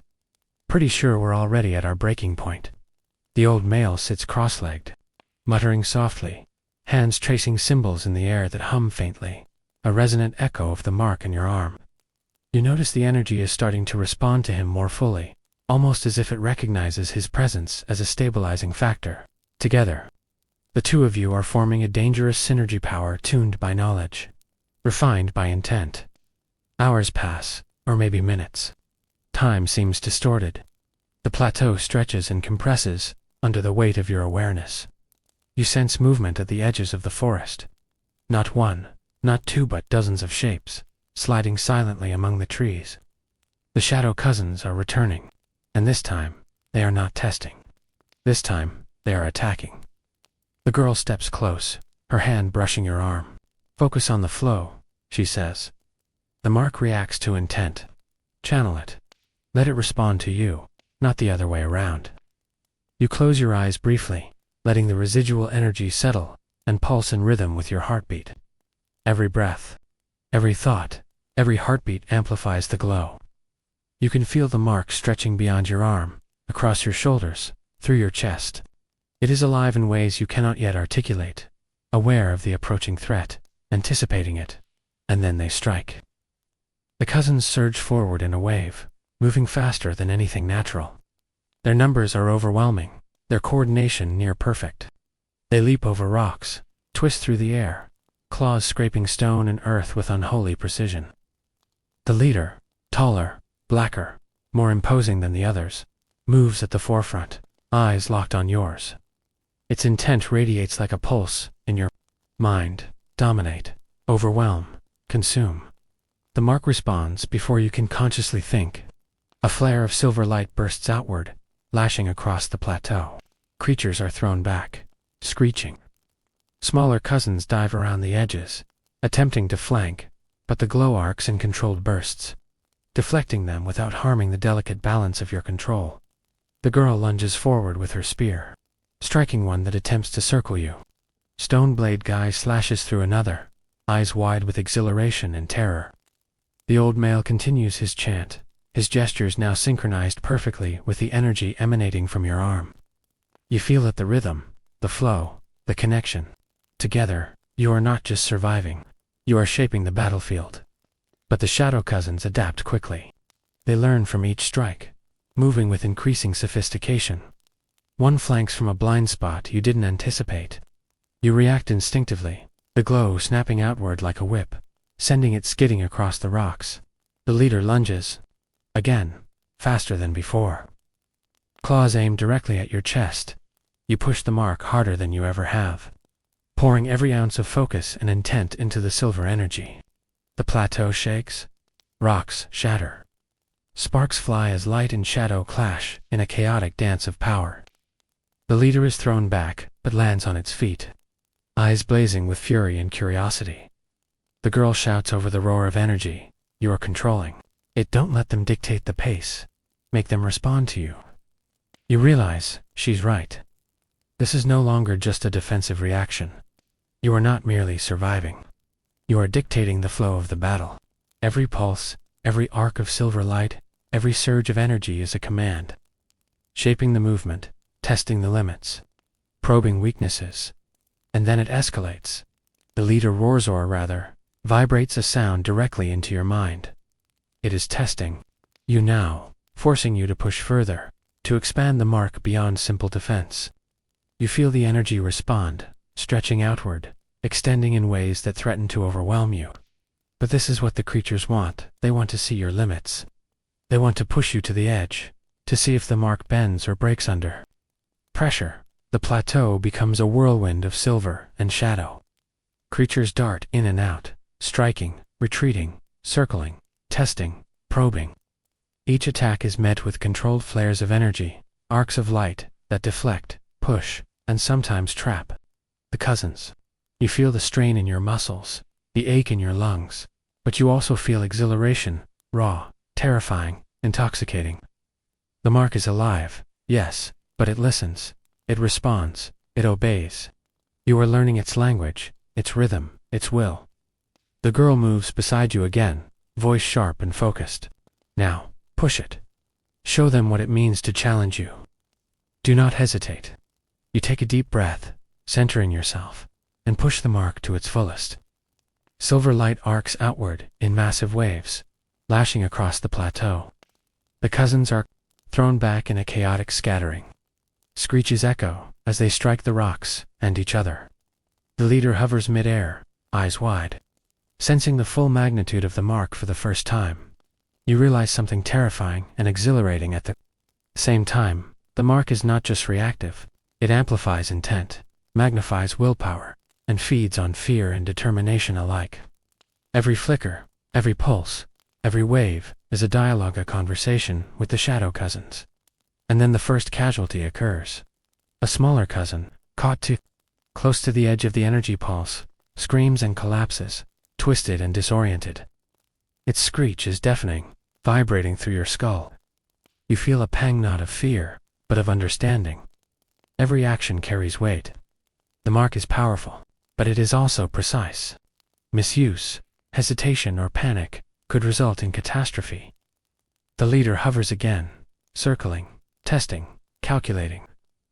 You realize that the next strike, the next confrontation, will demand more than just power. It will demand strategy, cunning, and an absolute mastery of the mark. Stoneblade guy wipes sweat and blood from his face, eyes wide. "That thing, it's not just a weapon, it's alive," he mutters. The girl nods, jaw tight. "And it's yours. But understand this, the more you use it, the more it demands of you. Control it, or it will control you." You glance at your arm. The silver glow pulses steadily now, calm but aware, as if acknowledging your thoughts. You feel the weight of responsibility settle over you. The shadow cousins are formidable, relentless, and infinitely adaptive. But for the first time you also feel power, mastery, and clarity. The battle is far from over. The shadow cousins will return. The leader will return. And the next encounter will push the mark and you to levels that will redefine everything. You thought you knew. The trial has escalated. And the war is only beginning.